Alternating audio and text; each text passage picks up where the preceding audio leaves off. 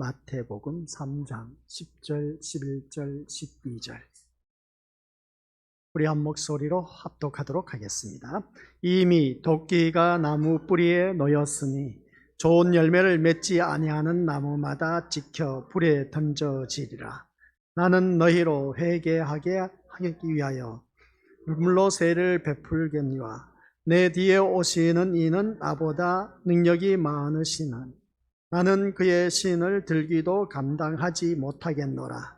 그는 성령과 불로 너희에게 세례를 베푸실 것이요 손에 키를 들고 자기의 타작마당을 정하게 하사 알곡은 모아 곡간에 들이고 쭉정이는 꺼지지 않는 불에 태우시리라. 아멘. 이 말씀은 하나님께서 하신 말씀을 통해서 주신 교훈의 제목, 시작. 아버지 하나님, 오늘 이 자리에 머리 숙인 귀한 믿음의 심령들 모두에게 내가 왜 주님 앞에 나와 앉아 있는지 한번 자기 자신에게 물어보게 하옵시고, 주님 앞에 나오는 이 자리는 나의 모든 것이 무너지는 시간이 되게 하옵소서. 자기를 부인할 줄 아는 시간 되게 하옵소서. 자기의 생각을 내려놓게 하옵소서. 오직 그런 자에게 아버지 하나님의 그 십자가 위만 바라볼 수밖에 없는 귀한 복된 시간이 되도록 성령 하나님께서 붙잡아 주옵소서. 예수님의 이름으로 기도드립니다. 아멘. 우리 오전 시간에는 주님 앞에 나올 때마다 회개에 합당한 열매가 어떠한 것인가 라고 했을 때 그것은 한마디로 표현해서 자기 부인, 자기 부인이라고 했을 때 자기의 모든 것을 내려놓는 것, 무너뜨리는 것, 아집, 고집, 생각, 뜻, 주장하는 모든 것, 이것을 무너뜨리지 않으면 회개에 합당한 열매를 맺을 수가 없고 하나님 나라에 이를 수가 없다.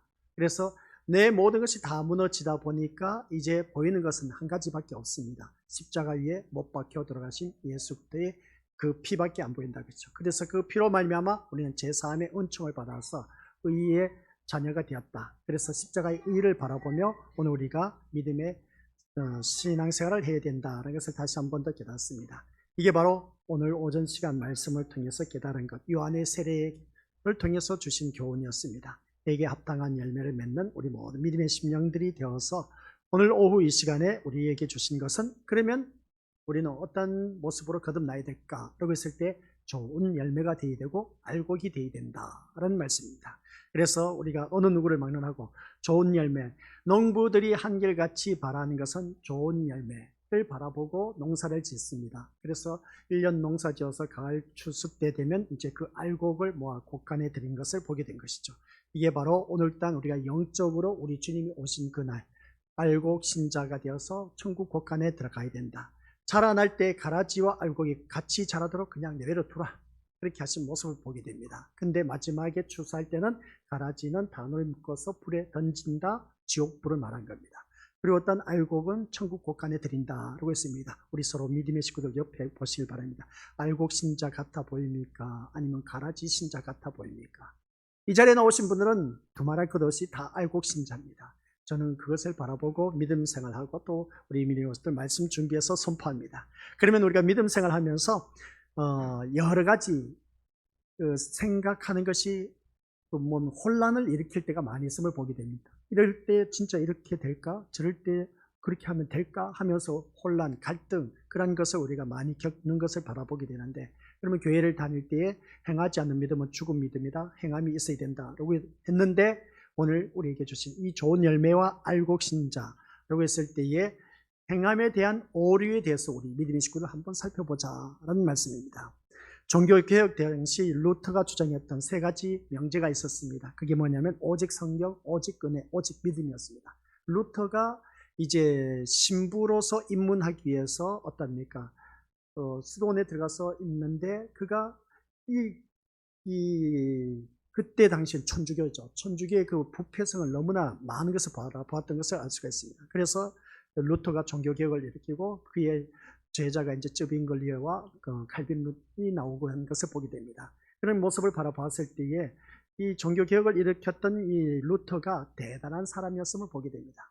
그래서 의인은 오직 믿음으로 말미암아 살리라 하는 그런 내용을 내세운 것을 바라보게 되는데, 이 루터가 주장한 건 오직 성경, 오직 은혜, 오직 믿음밖에 없다 하는 것을 바라보게 된 것이죠. 그때 또 종교개혁을 일으킬 수밖에 없었던 이유가 있었습니다. 성경책은 오직 신부만이 갖고 있었던 것을 보게 된 것이죠. 그래서 신부가 왕인 것이었고 신부가 하나님이었습니다. 그러다 보니까 모든 것에 대해서 신부의 말을 듣지 않으면 그냥 그게 법이었기 때문에, 그래서 거기에 대해서 종교개혁을 일으킨 그 모습을 보게 됩니다. 그래서 이 세 가지를 주장하게 된 것은 당시 가톨릭 교회가 신자의 신앙 근거를 성경이 아닌 교회에 두고 있었기 때문이었다, 이것을 보게 됩니다. 그래서 베드로 성당 하면 엄청나게 크지 않습니까? 그 성당 중심으로 모든 것을 이루어 나가는 것을 보게 됩니다. 구원을 위해서는 은혜만이 아닌 인간의 행함도 필요하다고 가르쳤고, 또한 하나님으로부터 의롭다고 인정을 받는 일에도 믿음만이 아닌 행함이 있어야 한다고 가르쳐 왔기 때문에 그렇다, 이것을 보게 됩니다. 그래서 루터는 그 모든 것을 무너뜨리고 오직 성경과 은혜와 믿음만을 주장했다는 것을 보게 된 것이죠. 우리가 믿음 생활하면서 이 루터와 같은 개혁을 일으킬 수 있는 자가 되어야 된다, 이것을 바라보게 되는데, 그러고 보면 현대교회의 현실이 종교개혁 당시의 가톨릭과 별반 다르지 않다라는 생각이 들어진다는 것이죠. 그게 왜 그러냐고 했을 때에, 지금의 교회는 성경을 하나님의 말씀이라고 하면서도 우리의 그 신앙 근거를 교회에 두고 있기 때문이다, 이것을 보게 됩니다. 그래서 교회를 신자가 헌신하고 봉사하고 복종해야 할 거룩한 단체로 인식하게 되고, 그래서 그 단체를 이끌어가는 존재로 여기고 있고, 또한 목사를 또한 순종해야 한 그 대상의 위치로 세워놓은 것을 보게 됩니다. 그러면 목사에 대해서 순종하지 말란 말인가? 네, 우리 믿음들 사람의 말이면 순종하지 않아도 됩니다. 그러나 목사가 단위에서 선포된 말씀이 하나님의 말씀이라고 여겨진다면 거기에 대해서 어느 누구든지 순종하는 것이 바람직한 일이고 당연한 일인 겁니다. 그렇지 않았을 때는 이제 자기 고집과 자기 생각이 들어가고 자기의 그 판단이 들어가고, 그러다 보니까 자기 멋대로 신앙생활을 합니다. 그리고 교회를 다녀도 재미가 없어서 못 다니겠다, 그렇게 외치는 그런 자들이 혹 있는 것을 보게 됩니다. 재미가 없는 이유가 뭐냐라고 했을 때, 내가 원하는 그 말씀을 선포하지 않기 때문에 그렇습니다. 그래서 우리가 교회를 나올 때는 내가 원하는 교회를 다녀서 안 되고, 또한 내가 원하는 하나님을 만나서도 안 되고, 내가 원하는 예수님을 만나서도 안 됩니다. 성경에서 말씀하고 있는 그 하나님을 만나야 되고, 성경에서 말씀하는 그 예수님을 만나야 우리가 제대로 신앙생활을 할 수가 있다는 것. 우리 주님은 이 땅에 오신 목적이 분명하다고 했습니다. 나의 소원 성취 목적 이루기 위해서 오신 분이 절대로 아니다는 것. 우리 것들 착각 속에 빠지지 마시고, 또 간혹 설교 듣다가 우리 주님이 우리의 소원 성취를 이루어 주십니다 하면 다 거짓말쟁이, 거짓 선지자의 외침, 거짓 목자라고 그렇게 여기면 되는 겁니다. 우리 주님은 그렇게 오시지 않았습니다. 성경을 보라는 것이죠. 성경을 제대로 알고 보고 믿고 그것을 따라 순종해야 되는데, 그렇지 않는 경우를 보니까 우리 이것도 교회 다니면 뭔가 다 잘 될 것 같고 형통할 것 같은데 아니란 것이죠. 교회 다니신 분들 가운데도 아픈 사람이 있고, 일도 안 되는 것도 있고, 막히고, 뭐든지 하는 일들마다 실패하고, 그런 자들이 얼마나 교회에 많은데, 그럼 그런 자들이 다 교회에 나와서 다 잘 되면 다 부자 될게? 근데 그렇지 않다는 겁니다. 교회 다니는 사람 다 부자가 돼야 되는데 그렇지 않은 모습을 우리가 옆에 주위 사람들 보시길 바랍니다. 옆에 사람 바라보니까 나보다 부자인 사람도 있고 나보다 못하신 그런 분들도 계십니다. 그러면 그런 모습 볼 때 나는 건강한데 옆에 사람은 아파, 그런 그 모습 보면 우리 벌써 교회에 나오면 이 세상 판단 기준 초점을 맞추면 실망할 수밖에 없습니다. 그렇기 때문에 우리는 교회를 나와서도 이 세상 것 바라보면 안 된다. 그래서 오늘 오전 시간 회개에 합당한 열매가 뭐라고요? 나의 모든 것이 무너지는 것. 그래서 무너진 그 심령 속에 만날 것은 딱 한 가지밖에 없다. 십자가의 의밖에 없다는 것이죠. 십자가에 피 흘리신 예수님의 보혈 피밖에 안 보이는 그런 자가 되었을 때 회개에 합당한 열매를 맺은 자가 하나님 나라에 이를 수가 있다라는 사실. 그러면서 오늘 이 시간 그러면 우리가 좋은 열매를 맺어야 된다. 좋은 알곡이 돼야 된다. 그렇게 하는데 그럼 우리가 좋은 열매가 됩시다. 그게 쉽지 않다라는 것입니다. 그래서 오늘 이 말씀을 통해서 우리 것들 한번 생각해 보시기 바랍니다. 현대교회 역시 은혜를 말하면서도 불구하고 동시에 행함을 주장하는 것을 보게 된 것이죠. 그래서 은혜 받은 증거는 곧 행함으로 나타나야 한다고 하면서 행함이 없는 그 은혜는 은혜가 아닌 것으로 치부되는 것이 참 많이 있음을 보게 됩니다. 은혜 받았다면 행함으로 나타나야 되지 않느냐라고 그렇게 말하는 것을 보게 됩니다. 이러한 것을 볼 때 교회는 행함으로 말미암아 믿음을 판단하게 되고 결국 행함의 경쟁까지 유도하는, 진리와는 상관없는 그런 모습만 양산하고 있는 것을 보게 됩니다. 이런 모습은 뭐냐라고 했을 때에 우리 진리와 상관없는 그런 모습만 양산하고 있다라고 했을 때 쓸데없는 그런 경쟁을 불러일으키는 그런 모습 보게 된다. 그래서 선한 경쟁을 일으켜서 교회가 더욱더 부흥성장하게 해야 된다라고 하는 것을 보게 되는데 우리가 교회에서 행사하는 걸 다들 바라보면 그렇습니다. 진리와 상관없는 그런 일들을 참 많이 하고 있다는 것을 보게 된 것이죠. 이런 모습 볼 때 교회에서 이제 여러 가지 일을 많이 행사를 갖지 않습니까? 그래서 바자회다. 그래서 그것을 통해서 우리 하나님 영광 드러내야 된다 하는 그런 모습을 우리가 많이 바라보게 됩니다. 주위 사람들 섬기기 위해서 우리 바자회를 열어서 많은 그것을 올려서 이제 주위 사람들을 섬기자.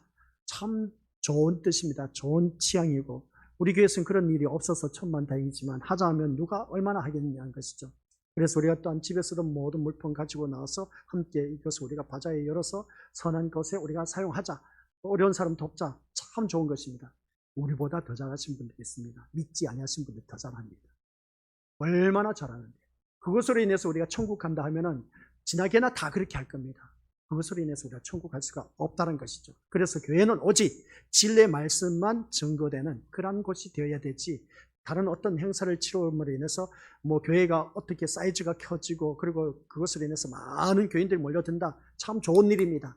그러나 우리 주님은 그런 것보다는 참된 진리를 제대로 외치는 그 교회를 원하고 계신 것이지 많은 행사를 통해서 이것저것 많은 무리들이 모였을 때 그것으로 인해서 기뻐하시는 것이 아니다라는 걸 꼭 명심하시길 바랍니다. 그래서 믿음의 문제도 다르지 않다는 것이죠. 오늘 우리가 믿음 생활을 한다고 하면서 믿음은 사람을 변화시킨다라고 하면서 그 변화를 행하면서 확인해야 된다라고 우리가 다들 바라보게 됩니다. 아, 저 사람 진짜 믿음 좋네. 그 믿음이 좋다는 것이 뭐겠습니까? 그 사람의 변화된 모습, 성숙한 모습, 성장한 모습을 통해서 오, 저 사람 진짜 예전과 다르네. 참 믿음 좋아졌네. 결국 행함이 없는 사람의 믿음은 의심을 받을 수밖에 없고 사람들은 자연히 행함을 동원하면서 자신의 믿음을 스스로 확인하게 되고 또 확보하려고 하는 것을 보게 됩니다. 이러한 모습들이 당시의 가톨릭과 전혀 다를 바가 없다는 것을 보게 됩니다. 물론 믿음은 신자를 변화하게 합니다. 믿음은 우리를 변화하게 하는 것은 당연한 겁니다. 성숙합니다. 성장합니다. 그리고 이 변화는 삶에도 영향을 가져올 수가 있습니다. 예전에는 못된 습성, 습관이 있었는데 믿음이 들어감으로 인해서 변화된 그 모습이 삶 속에서 나타나고 있어. 이런 그 삶에 영향력을 끼친 그 모습 볼 때 하지만 믿음에 의한 삶의 변화라는 것을 도덕적이고 인격적인 그런 변화로 이해하는 것이 기독교가 어떤 것인가를 전혀 알지 못하는 어리석음이다라고 말할 수가 있음을 보게 됩니다.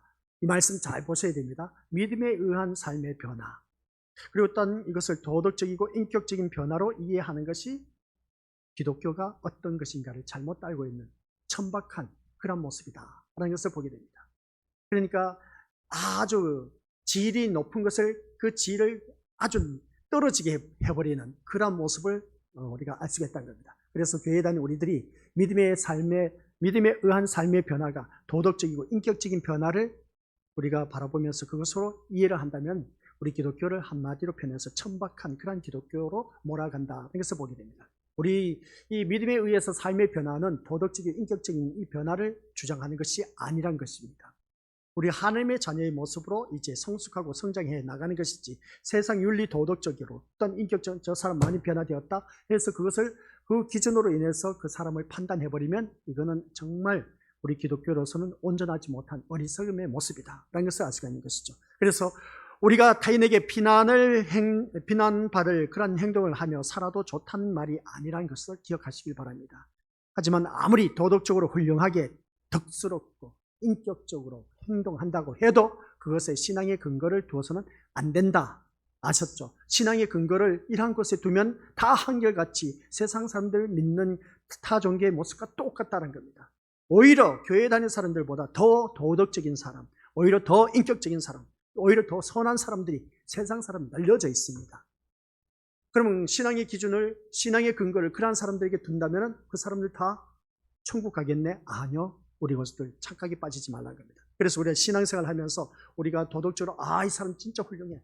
누가 뭐라 해도 털어서 먼지 안 날 사람 없다고 하지만 진짜 이 사람은 깨끗한 사람이야. 또 이 사람을 바라보니까 인격적으로 바라보니까 진짜 사람 됨됨이가 돼 있어. 너무나 좋아. 이 사람은 나무랄 데가 없어. 그렇게 우리가 신앙의 근거를 이러한 곳에 둔다면 한번 생각해 보자는 것이죠. 교회와 세상하고 다를 게 뭐가 있겠냐는 것이죠. 다 똑같다는 겁니다. 세상 사람들 오히려 우리보다 더 낫다니까요. 이렇게 말하니까 기분 나쁜 사람들도 있을지 모르지만 사실 그렇습니다. 우리보다 더 열심을 내고 헌신, 봉사, 충성하면서 이웃 사랑하는데 자기 전 재산을 다 팔아서 어떻습니까? 주위 사람들 섬기는데 얼마나 열심을 내는지 몰라요. 재난 당했다면 어떻습니까? 이웃 나라에 가서 열심히 도와주는 그런 자들 수두룩합니다. 교회 다니는 우리들은 오히려 안 하고 있습니다. 그런 모습 보면 우리는 진짜 부끄럽죠. 그래서 신앙의 근거를 이러한 것에 근거를 둔다면 우리가 뭔가 한참 모자란다는 것이죠. 그래서 오늘 이 자리에 앉아 계신 우리 것들, 이 세상 사람들이 하는 모습 보면 우리보다 더 월등히 앞선 경우가 참 많이 있다는 것을 보게 됩니다. 그래서 이 말씀 속에서 이 앞에 나와 있는 내용 가운데 핵심을 짚어야 됩니다. 신앙의 근거를 여기 두면 된다, 안 된다? 안 된다라는 말씀입니다. 그러면 신앙의 근거를 어디 둬야 되냐는 것이죠. 그래서 많은 바리새인과 사두개인들이 세례를 베풀고 있는 요한에게 다가왔을 때에 요한이 뭐라고 했습니까? 독사의 자식들아, 누가 너희를 가르쳐 임박한 진노를 피하라 하더냐 라고 하면서 아주 심한 독서를 퍼붓는 이 요한의 모습이었습니다. 그리고 뒤에 예수님도 그들을 요한과 같은 똑같은 독설로 대하면서 어떻습니까? 독사의 자식들아 하면서 하나님의 진노를 피할 수 없는 아주 악한 사람들이라고 외친 그 모습을 보게 됩니다. 하지만 그들의 행함을 두고 생각해 본다면 그들은 그런 독설을 들어야 할 사람들이 아니었다는 겁니다. 사두개인과 바리새인들, 이 사람들 바라보면 우리 믿음의 모습들 진짜 어느 누구든지 사회적으로 보면 그들은 나무랄 데가 없는 완벽한 삶을 살았다고 오전 시간에도 들었음을 알 수가 있습니다. 그런 그 모습 보면 정말 존경받을 만한 그래 모든 그 삶의 모습을 보면은 그들은 하나님의 율법을 지키기 위해서 힘을 썼고 또한 애수가 한 그 모습을 보게 됩니다. 그래서 자연히 그들의 삶은 아주 모든 사람들이 바라봤을 때 모범적이었고 경건한 모습이었고 또한 그로 인해서 종교적으로나 사회적인 차원에서 존경을 받는 존귀와 존경함의 대상이 되는 그러한 인물들이었습니다. 누가? 바리새인과 사두개인들이었습니다. 그런데 세례 요한도 그들을 향해서 또한 예수님도 그들을 향해서 뭐라고요? 독사의 자식들아 하면서 외친 모습을 보게 됩니다. 이처럼 하나님 말씀에 절대적으로 순종하며 살았던 이 사람들이 예수님과는 적대적인 관계에 가장 큰 대립을 이뤘고 결국 예수님을 십자가에 죽기까지 하는 그런 모습을 보게 됩니다. 어찌 그럴 수가 있을까? 아니 사회적으로 명성이 높고 모든 것을 인정받고 존경하며 대상의 위치에 이런 사람들이 그러면 어떻게 예수님을 죽이는데 앞장서게 되고 또한 예수님을 하나님의 아들로 보내심을 받은 그 예수님을 십자가에 못 박게 했을까? 참 아이러니하지 않습니까? 세상 윤리 도덕적으로 나무랄 데가 없는 이 사람들이었는데 그들이 예수님을 죽이는데 앞장을 섰다는 것입니다. 이게 뭔가 이상하지 않습니까? 사람들이 다 인정을 해. 윤리 도덕적으로 야 우리 사두개인 바리새인들 진짜 멋져 훌륭해. 종교적으로도 정말 나무랄 데가 없어. 근데 왜 예수님을 십자가에 못 박는데 앞장서게 되냐는 것이죠. 그렇게 명성이 높고 인정받고 존경한 그 위치에 있다면 그 위치에 맞게 그 예수님을 얼마든지 변호하면서 우리도 다 실수가 있어 하면서 어떻습니까? 우리가 또 잘못할 수가 있어. 근데 예수님께 잘못한 거 실수를 찾아볼 수가 없어. 근데 어거지로 잡아서 어떻습니까? 십자가에 죽이는 데 있어서 앞장을 섰다는 이게 말도 안 되는 소리죠. 그래 여기서 한번 자세히 생각해 보자는 겁니다. 이들이 사회적으로 나무랄 데가 있다 없었다? 없었다는 겁니다. 근데 그들이 어떻게 했다? 예수님을 죽이는데 앞장을 섰다는 겁니다. 뭔가 이게 맞지 않지 않습니까? 사회적으로 인정을 받는 사람들이 어찌 이 사람을 예수님을 십자가에 못 박혀 죽이는 데 있어서 혈안이 되어 있을까? 이런 거 보면은 우리가 세상 윤리 도덕적으로 교회 안에 그것을 끌어들여서 우리가 그 사람을 판단 기준에 해서는 안 된다. 그런 것입니다. 그래서 제가 말씀드렸지 않습니까? 세상에 믿지 아니한 사람도 노인정에 가면 야 아무개 때 누구 집 그 사람은 참 의로운 사람이야. 그 사람도 있음을 보게 됩니다. 그 사람 교회를 안 다녀요. 의롭다고 합니다.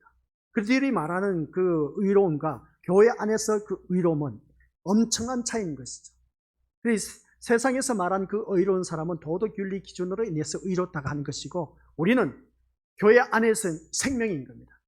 생명이기 때문에 우리가 의롭게 살아간다라는 그런 말씀입니다. 예수 그리스도의 피로 값주고 산 존재라는 것이죠. 이 자리에 앉아 계신 우리 믿음의 식구들. 그래서 우리는 너무나 중요한 사람이다라는 것입니다. 그래서 오늘날 현대교회는 예수님과 바리새인 사이에 있었던 이 대립적인 관계를 잊어버리고 있다는 것을 보게 됩니다. 이 바리새인, 제사장, 어린 이런 사람들을 단지 예수님을 십자가에 못 박아 죽인 기독교의 원수 정도로만 치부하고 있을 뿐이지 당시 유대 사회에서 존경받고 있었던 그들과 예수님과의 그 관계가 크게 대립이 되었던 이유에 대해서는 알지 못하고 있었던 것을 보게 됩니다.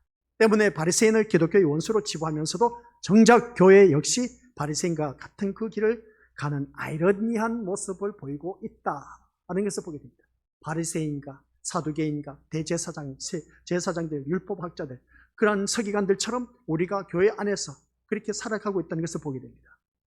예수님을 죽인 데 앞장서는 사람들이 있다는 것이죠. 교회 안에서도, 교회 밖이 아니라. 그런 그 모습을 바라볼 때 어제 제가 그저께죠. 금요 기도에 마치고 아무개 그 딸의 아버지로부터 전화가 왔습니다. 제 전화번호를 어떻게 알아듣는지. 제 전화번호를 아니 내 딸이 교회를 갔는데 교회 나가면 돈 줍니까? 밥 줍니까? 출세시켜 줍니까? 그렇게 말씀하시더라고요. 야, 요즘 아직도 그렇게 말씀하신 분들이 계시더라고요. 그 딸의 아버지가. 그런 모습을 바라봤을 때 참 그러면서도 교회에 나온 그 딸을 바라보니까 참 귀한 믿음이다라는 것을 바라보게 된 것이죠. 그런 모습을 보면서 오늘날 또 그렇게 저한테 전화를 와서 그렇게 막 외치는 그 모습을 보게 된 거죠. 평소에 전화번호를 내가 안 받는데 이제 모든 금요 기도에 끝나고 나서 전화가 계속 울리는 겁니다. 그래서 안 받을 수가 없어서 받았는데 아니나 다를까. 그 교회 맞죠? 다짜고짜. 네, 맞는데요. 당신 누구시오? 그런 걸. 알면서 전화하셨지 않습니까? 그래서 아니 그 교회가 금요 맨날 그냥 수요 천요 금요 기도에 새벽에 안 나와서 그렇지만 수요 금요 다 나가면서 파월 줘요, 돈을 줘요, 뭘 줍니까 하면서 그렇게 막 퍼붓는 겁니다. 그런 모습을 바라봤을 때 근데 무슨 이야기 하다 이렇게 빠졌냐라고 했을 때 교회 안에서도 바리새인과 서기관과 대제사장 같은 그런 자들이 참 많다라는 것. 이런 모습을 볼 때 우리 믿음의 식구들께서 한번 자기 자신을 들여다보자. 어떤 것을 들여다보자라고 하는 것이냐. 내가 세상적으로 바라보면 윤리 도덕적으로 종교적으로 나무랄 데가 없는 그런 그들의 모습이 예수님이 그들을 향해서 독사의 자식들아고 외친 것을 보면 오늘 또한 우리 교회에 다니는 하나님의 자녀를 향해서 독사의 자식들아라고 그 소리를 외치는 경우가 있다는 겁니다. 그 소리가 오늘 우리에게 들려온다는 것이죠. 그 독사의 자식이 모습이 오늘 나에게는 없는가 한번 살펴보자는 것이죠. 그래서 세례 요한이 바리새인과 사두개인을 향해서 독사의 자식이라고 외칠 수밖에 없었던 그 이유 또한 뒤에 등장하는 예수님과 바리새인들과의 그 대립적인 관계에서 그 이유에 대해서 알지 못한다면 현대교회는 예수님을 믿는다고 하면서도 실상은 제 무덤을 파고 있는 형국에 벗어날 수가 없다는 것입니다. 그래서 오늘 우리 교수들께서 이 말씀을 통해서 깨닫는 것은 다른 거 몰라도 됩니다. 행함에 대한 오류. 그래서 행함으로 인한 오류가 뭐냐라고 했을 때 교회 다니까 저 사람 진짜 많이 변화되었다. 저 사람 진짜 예전과 다르네. 그 말 제가 많이 들리지 않습니까? 그것으로 인해서 주위 사람들에게 우리가 그리스도의 편지이기 때문에 보여줘야 된다라고 그렇게 말씀을 드렸습니다. 그죠? 틀린 말은 아니지 않습니까? 근데 거기서 우리가 깨달아야 할 것이 뭐냐는 것입니다. 서기관, 바리새인, 그리고 사두개인, 대제사장, 율법학자 이 사람들은 세상 윤리 도덕적으로 그리고 어떤 율법적으로 나무랄 데가 없었어. 완벽해서 모든 사람들로부터 인정받아 칭찬을 받아 그리고 존경함의 대상이 되어서 그런데 그 사람들이 누구를 죽였다? 예수님을 죽인 데 앞장을 섰다. 행함에 대한 오류가 완전 발칵 뒤집어지지 않습니까? 이게 오늘 우리에게도 있다는 겁니다. 교회를 다닌다고 하면서도 불구하고 행함에 대한 오류가 완전 아이러니하게 앞에서는 그런 척하고 뒤에 가서는 호박씩 까는 겁니다. 뒷담화치는 겁니다. 이게 오늘 우리들의 모습이라는 겁니다. 그래서 오늘 이 말씀 주제를 말하면서 행함에 대한 오류 이게 뭐지? 아니 교회 다니면 행함이 없는 믿음은 죽음의 믿음이라고 했는데 우리가 행함으로 인해서 변화되고 성숙하고 그 사람 모든 사람들로 인정받는 거 당연하지 않느냐? 근데 당연한 것인데 그 당연한 것으로 인해서 우리가 예수님을 죽이는데 앞장서고 있다라는 그런 말씀입니다. 누가? 사기관, 그 바리새인 그리고 대제사장, 제사장들뿐만 아니라 서기관, 율법학자 이런 자들이 한결같이 장로들이 아니 사회적으로 인정받고 명성을 받는 사람들이 예수님을 죽이는데 앞장을 섰다니 이게 행함에 대한 오류가 아니고 뭐라고 말할 수 있겠냐는 것이죠. 이게 바로 오늘 교회를 다니면서도 바로 우리가 제사장 아닙니까? 제사장으로서 교회 다니는 사람은 다 흠이 없어야 돼. 그래서 세상 사람들이 뭐라 합니까? 너 교회 다니는 사람 그러면 되냐? 그 소리가 바로 이겁니다. 행함에 대한 오류를 그들에게 보여줬다는 거죠. 교회 다니면 그런 말을 듣지 말아야 되는데 오히려 변화된 모습을 통해서 인정을 받아야 되는데 인정을 받지 못하고 있다는 겁니다. 이게 바로 뭔가 문제가 있지 않습니까? 그래서 이 행함에 대한 오류를 통해서 우리에게 주신 귀한 교훈인데 그 다음 말씀이 뭐냐라고 했을 때 좋은 열매의 의미가 있습니다. 좋은 열매. 우리 좋은 열매가 됩시다. 자, 그러면 우리 미디어 것들 설교 말씀 한번 진짜 보시길 바랍니다. 이 말씀 들어야 되는데 진짜 들어야 되는데 하면 시작. 이미 도끼가 나무 뿌리에 놓였으니 좋은 열매를 맺지 않은 나무마다 찍혀 불에 좋은 열매 맺지 않으면 이미 도끼가 나무 뿌리에 놓여져 있대. 나무 뿌리에 놓여져 있다는 것은 어떻습니까? 그 뿌리를 잘라버리면 나무가 죽으면 좋은 열매 맺을 수가 있다 없다? 없다. 그래서 좋은 열매를 맺지 않은 나무마다 찍어서 불에 던져진다. 불에 던져지는 것은 지옥에 떨어진다. 아니 이 말씀 보니까 그러면 여기서 한번 생각해 보자는 거죠. 열매입니다. 열매란 말을 좋아하는 사람들은 이 구절을 통해서 한결같이 하는 말이 좋은 열매를 맺자. 우리 미리 배웠을 때 좋은 열매를 맺자. 맞는 말입니까? 틀린 말입니까? 틀린 말 아니에요. 좋은 열매를 맺자니까 왜 좋은 열매를 맺어야지 나쁜 열매 맺으면 되겠냐는 것이죠. 그럼 우리가 생각하는 좋은 열매가 뭐냐는 것이죠. 좋은 열매가 뭐겠습니까? 이걸 우리가 생각해 보자는 겁니다. 좋은 열매는 뭐고 나쁜 열매는 뭐냐는 겁니다. 우리 생각할 때 윤리 도덕적으로 인정받는 사람은 좋은 열매고 그러면 그러지 못한 사람, 지탄의 대상이 되는 사람은 나쁜 열매다.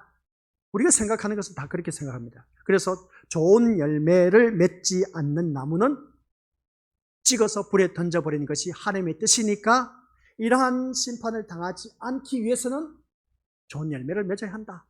이 말이 맞습니까? 틀렸습니까? 당연하지, 맞지, 틀린 말이 아니야. 맞는 말입니다. 단편적으로 들으면 매우 그럴듯한 말이고 심판을 피할 수 있는 확실한 그런 대안을 갖고 있는 말처럼 들립니다. 이 말이. 좋은 열매를 맺지 않는 나무는 찍어서 불에 던져진다고 하니까 이것은 이러한 심판을 내가 당하지 않기 위해서는 좋은 열매를 맺어야 된다. 지극히 당연한 말이야.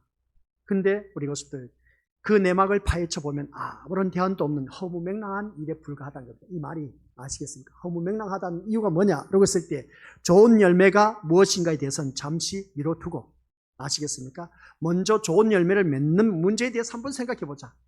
좋은 열매를 맺으려면 거기에 대해서 우리가 한번 생각을 해보자는 겁니다. 좋은 열매가 어떻게 해야 맺어지느냐는 것이죠. 우리 한번 믿음의 친구들 생각해 보자는 거예요. 우리가 밭에다가 이제 좋은 열매를 맺기 위해서 사과나무를 심는다, 배나무를 심는다, 감, 포도, 이거 타임머스켓도 있고, 타임 아니지? 타임머스켓이 아니고 뭐라고요? 샤인머스켓? 네, 머스켓. 그 나무를 심는다. 한번 생각해 보자는 것이죠. 그러면 그것을 심어서 좋은 열매를 맺어야 되는데 좋은 열매를 못 맺히면 어떻게 되냐는 것이죠. 농사 헛지는 거 아니냐는 것이죠. 그러면 여기서 우리가 말씀하고자 하는 것이 뭐냐? 좋은 열매를 맺기 위한 조건이 무엇이냐는 것이죠. 좋은 열매를 맺기 위한 조건이 뭐겠습니까? 그렇죠. 좋은 열매를 맺으려면 좋은 나무가 되어야 됩니다. 그래야 우리 믿는 것들 좋은 열매를 맺을 수가 있어. 그래요, 안 그래요?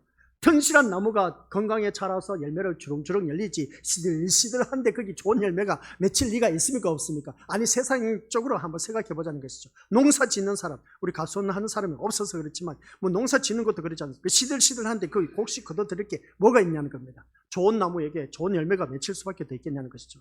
그럼 좋은 열매는 좋은 나무에서 맺어지게 되어 있습니다. 그렇죠? 그러지 않는 것은 우리가 시들시들한 나무에서 어떤 좋은 특상품이 나올 수가 있겠느냐는 겁니다. 맞아요, 틀려요? 이 말씀 우리가 제대로 그 원인을 파헤쳐 들어가 보자는 겁니다. 우리 좋은 열매를 맺자라고 했는데 좋은 열매를 과연 맺을 수가 있느냐라는 그런 말씀입니다. 그러면 내가 좋은 나무가 되어야 되는데 좋은 나무가 어떻게 될 수가 있느냐는 것이죠. 그래서 이 말씀 통해서 나쁜 나무가 애를 쓴다고 해서 좋은 열매를 맺을 수가 없는 것 아닙니까? 그죠? 그런데 결국 요한이 좋은 열매 맺지 아니하는 나무마다 찍어 불에 던져지리라고 하는 것을 보게 됩니다. 이 좋은 열매를 맺지 않았기 때문에 심판을 받는다는 뜻이 아니라 애당초 너희는 심판을 받을 수밖에 없는 나쁜 나무라는 것입니다. 이 말씀을 보면 아주 엄밀하게 계속해서 곱씹어 보면 좋은 열매를 맺지 아니하는 나무마다 찍어서 불에 던져지리라, 이 말씀을 곰곰이 생각해 보면 좋은 열매를 맺지 않았기 때문에 심판을 받는 뜻이 아니라 애당초 너는 심판받을 수밖에 없는 나쁜 나무다라는 것입니다.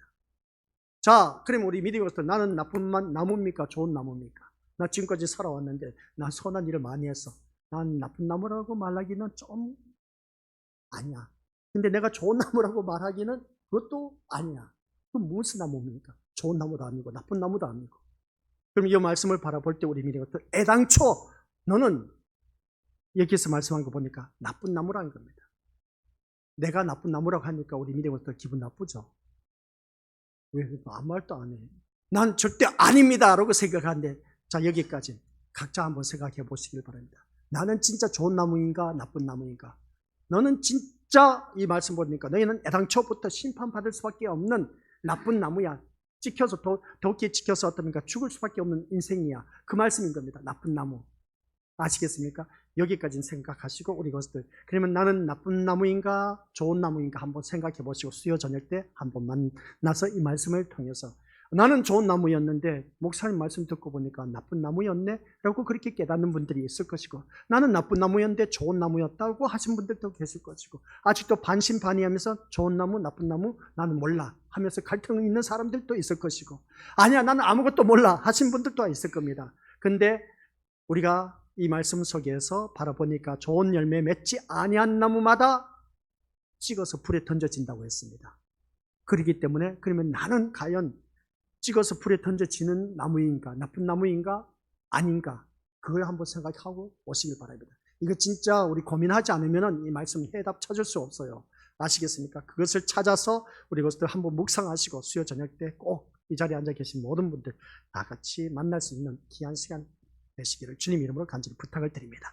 아버지 하나님 은혜 감사드립니다. 오늘 말씀을 들으면서 좋은 열매 맺는 좋은 나무가 되어야 되는데 좋은 나무에서 좋은 열매를 맺힌다고 했는데 나는 과연 좋은 나무인지 나쁜 나무인지 한번 자기 자신을 들여다보는 귀한 시간 되어서 수요 저녁 예배 때 만나게 하옵시고, 또한 행함에 대한 오류, 이 본문 속에서 바리새인, 서기관, 장로, 그리고 대제사장, 율법학자, 이러한 자들은 세상적으로 윤리 도덕적으로 나무랄 데가 없고 종교적으로도 완벽한 삶을 살았던 그들이 하나님의 아들 예수 그리스도를 죽이는데 앞장섰다 하니 이 행함에 대한 오류는 너무나 우리가 이해하지 못한 아이러니한 모습을 보게 됩니다. 그 모습이 오늘 나의 모습은 아닌지, 교회를 다닌다고 하면서도 불구하고 오히려 예수님을 십자가에 못 박는 나의 모습이 아닌가, 한번 자기 자신을 냉정하게 들여다보며 좋은 열매인지 나쁜 나무인지, 좋은 나무에서 좋은 나무 열매를 맺는다고 했는데 그러나 나는 나쁜 나무로서 지금까지 살아온 그 모습을 돌이켜보며 한번 자기 자신을 냉정하게